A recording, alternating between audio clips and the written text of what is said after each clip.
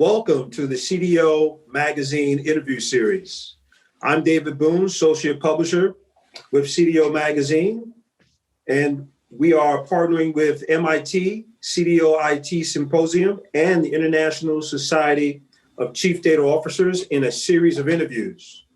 Today, I have the pleasure of talking with Michele Valentini at Fit Academy. Thank you for being here. Hi, and thank you. Thank you, David. Very happy to be here. Excellent. So let's start off by, Michele, what do you believe are the key successful measures in a data strategy? Well, David, let's think that data strategy, I think, is not a standalone product.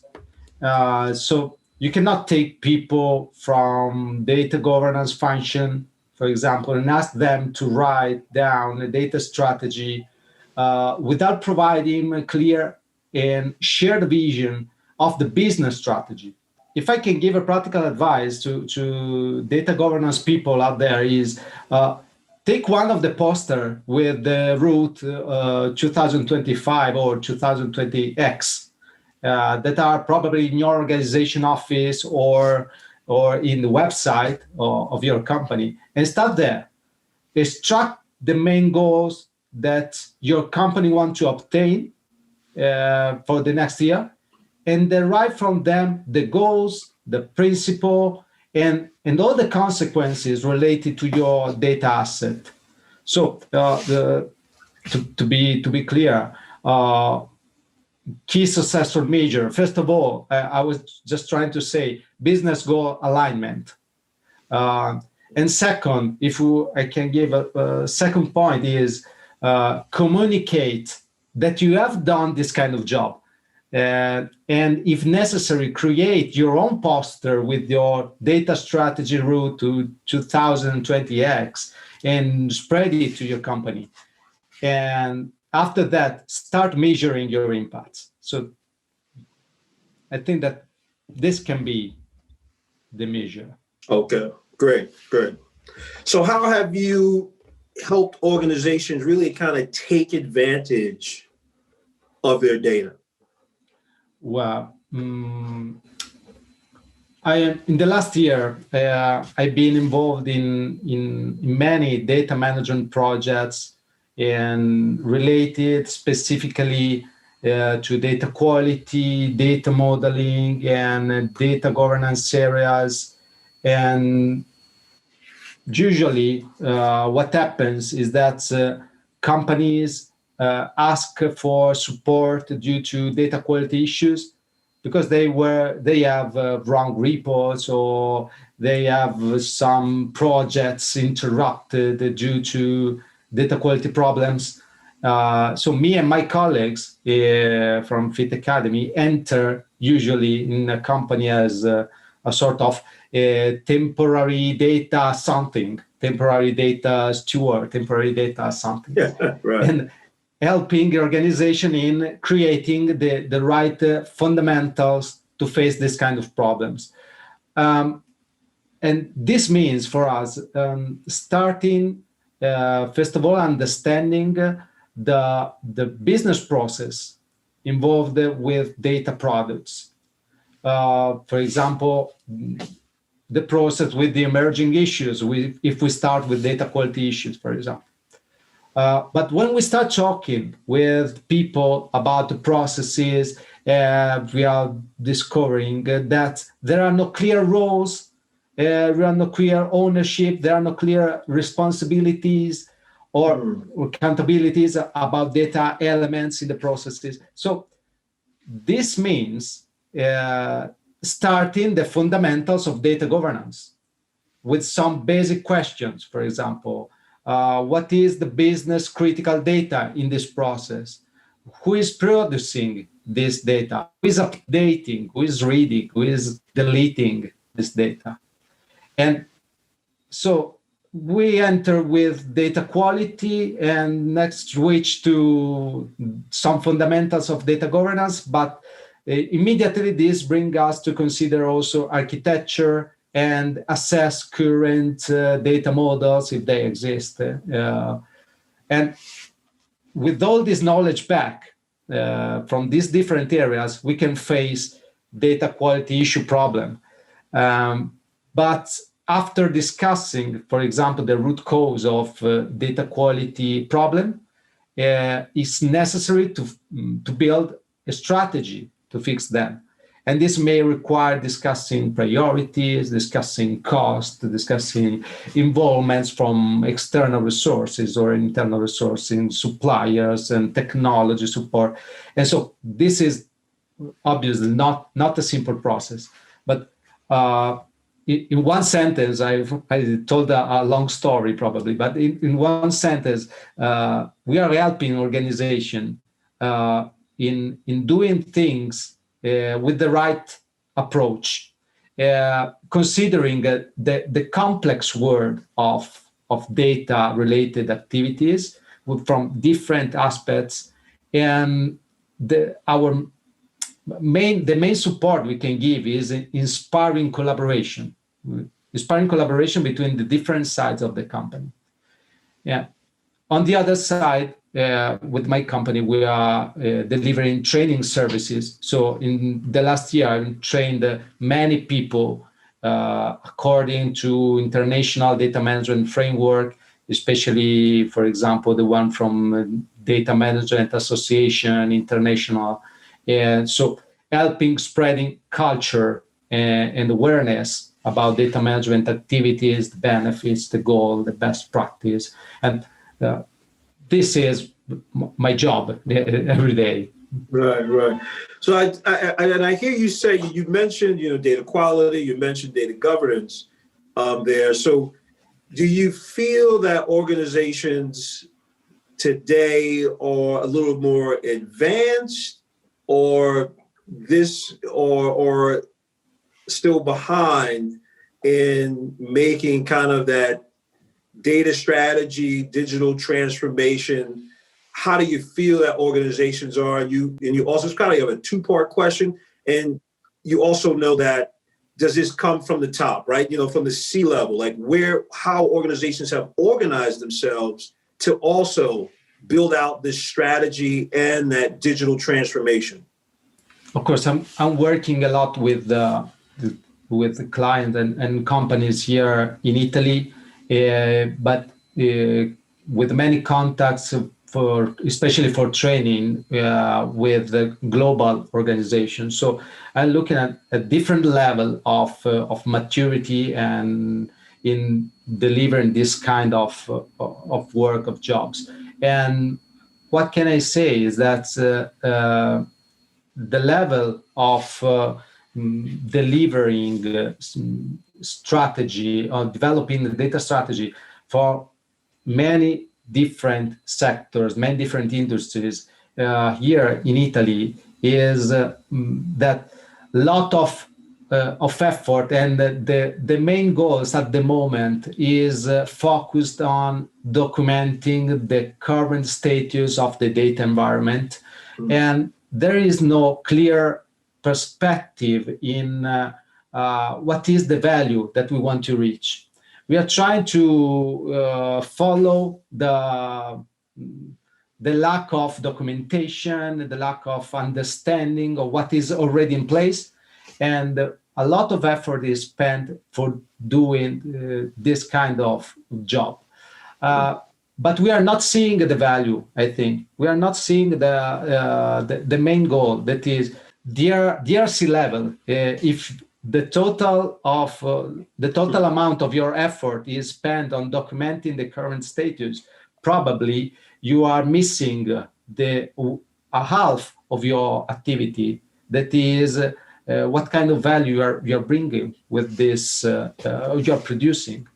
And in the last year, I talked with a CDO from an important bank here in Italy that told me that Michele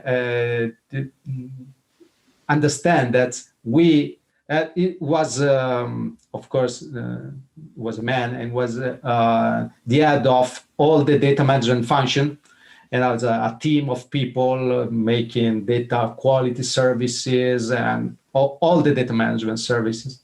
And he told me, Michele, understand that we are just budget consumers, not budget producers. And I think that in this short sentence is embedded the status of the strategy at the moment here in Italy. So a lot of small teams in the company are already in place for developing data management activities and services, but all the effort is on understanding what is in place. We are missing a half, I think. Mm.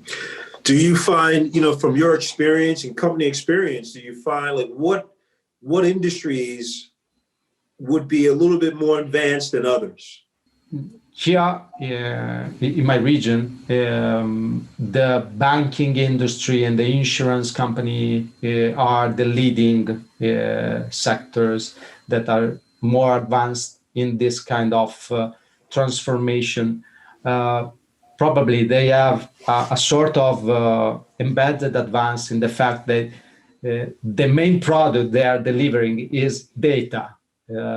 So they are forced in some way, even due to regulation, to be in advance. But I can repeat that even if we are looking at this sector that is the most advanced, we can find the main effort spent in really documenting the current situation and not thinking that, okay, what can we do after that? Great.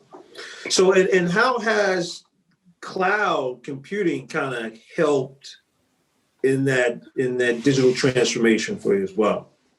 I think that I have a very probably a simple opinion about that, but I want to share that is in my company, for example, the cloud computing or cloud storage has created a lot of opportunity of focusing our effort on our core business and leave all the investment on infrastructure, on technological support outside the company.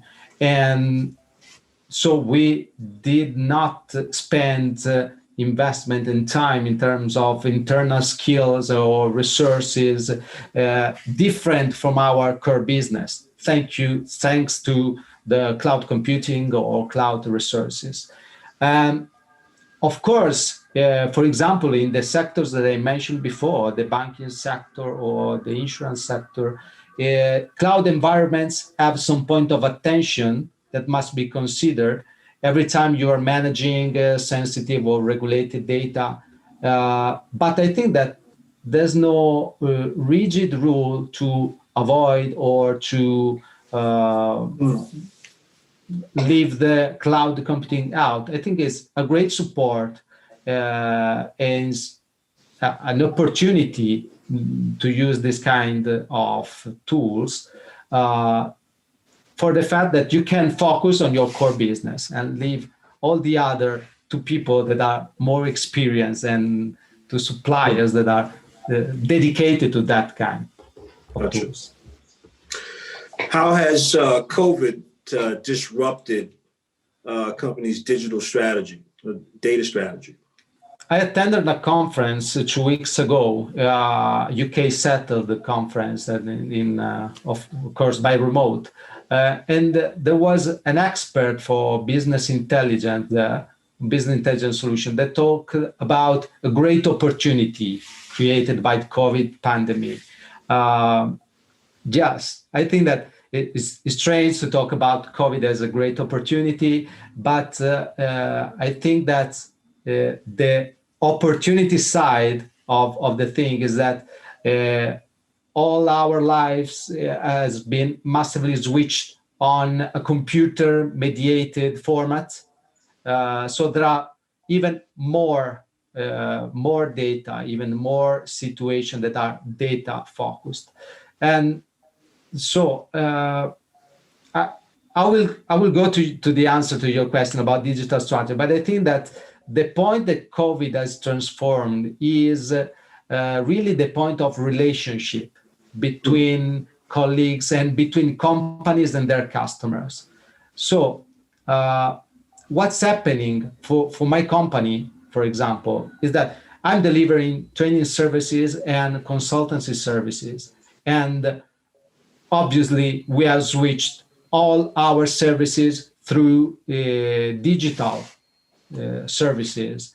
We're delivering training by remote or delivering consultancy services by remote and sharing products, digital products with our customers. And the question for us, for my company is, how will we deliver our services now? Our strategy is just to do the same as we did in physical presence through video conferencing tools, or we need to change and transform even our products. And I think that this is the question about digital transformation strategy. That is, even companies from different industries that can deliver different products must ask themselves, I think, the same question. Is the moment of transforming our strategy to deliver something new, or just to deliver the same products via web, for example? I think this is the point. So it is a potential point of disruption, but it's a decision because every company must just decide of delivering exactly the same and not transform anything, but just making the same things as before using the web conferencing system, I think.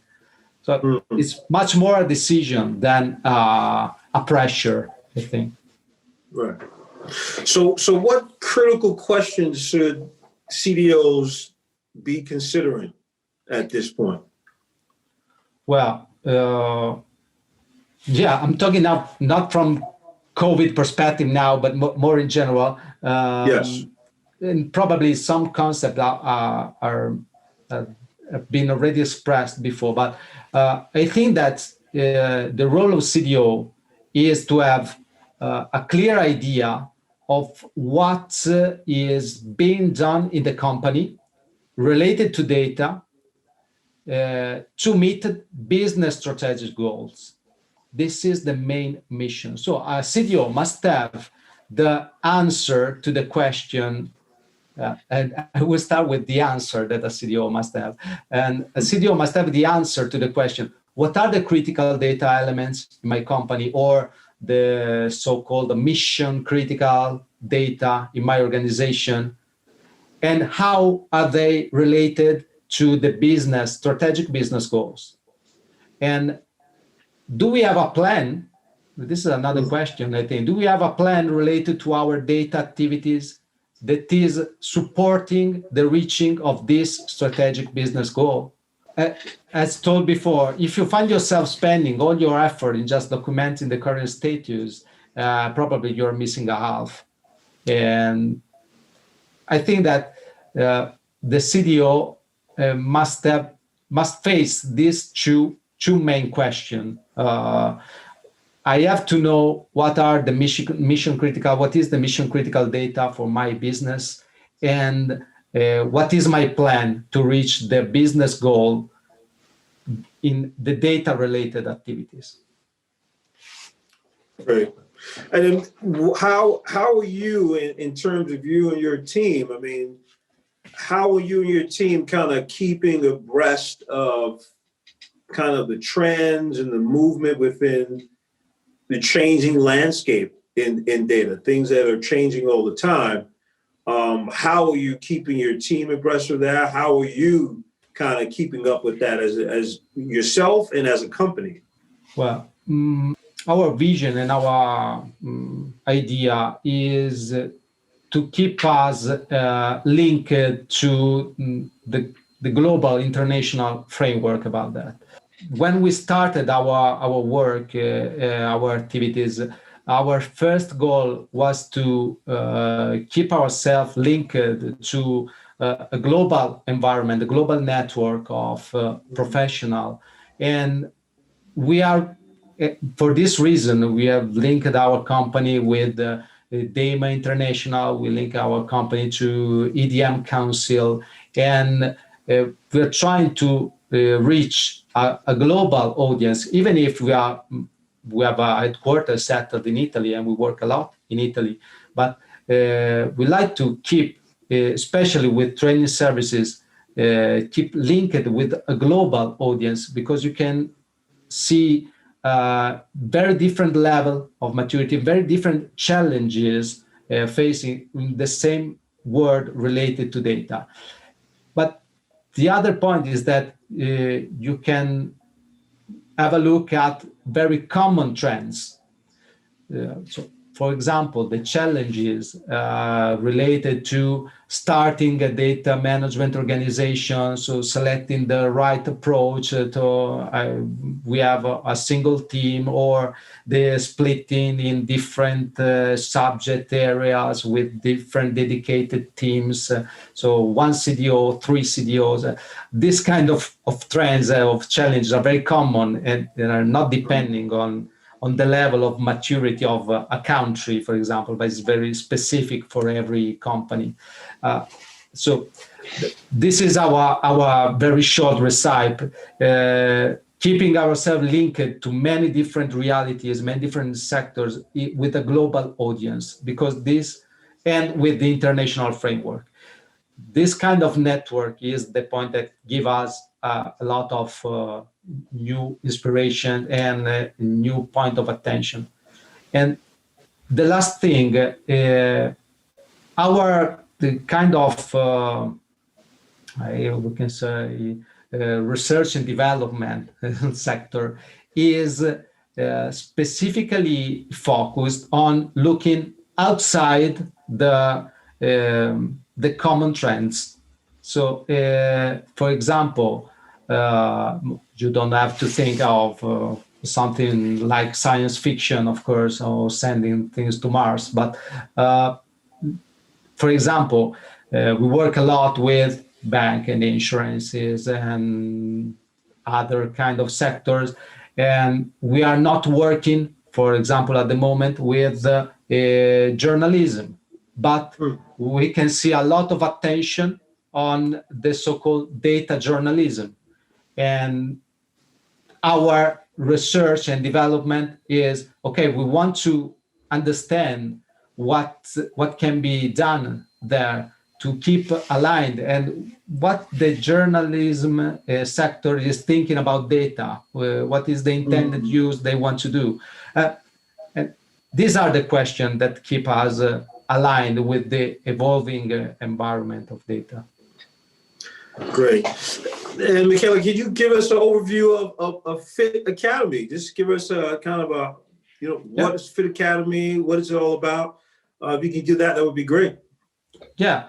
With the name of Academy, we are intending the training division of a more large company that is training services and consultancy services, especially focused on data management activities. So we can say that we have the headquarters in Italy with these two divisions, but we have many partners in the global environment. So we have a branch in Latin America. It is called Fit Academy LATAM, with our partners that cover all the Spanish-speaking language in Latin America, especially dedicated for training services. And the idea and the mission of this company is, as told before, to support the companies that we work with in temporary data roles, providing temporary data roles, and showing them the opportunity of implementing some specific projects or starting some programs, and helping the companies to understand the value that can be unlocked with their data. But our approach is strictly linked with the training world, because when we do training, we help the company understand we are teaching you how to do things, but we can support you in doing things. And on the opposite direction, when we support the company in doing their job, we are also doing some training on the job. And one of the way that we standard use to deliver our consultancy products is we want to teach you before. So we want to create a session when we can explain the principle, the ideas that we have used, what is the framework that we are using for your specific company, and then we can deliver you the product. But we want to teach you in the meanwhile. This is FIT in general. That is a side that is strategy, dedicated to consultancy services, and a part that is academy, that is training services. Excellent. Well, thank you, Michele, for joining me today. And everyone, listen, please visit cdomagazine.tech for additional interviews.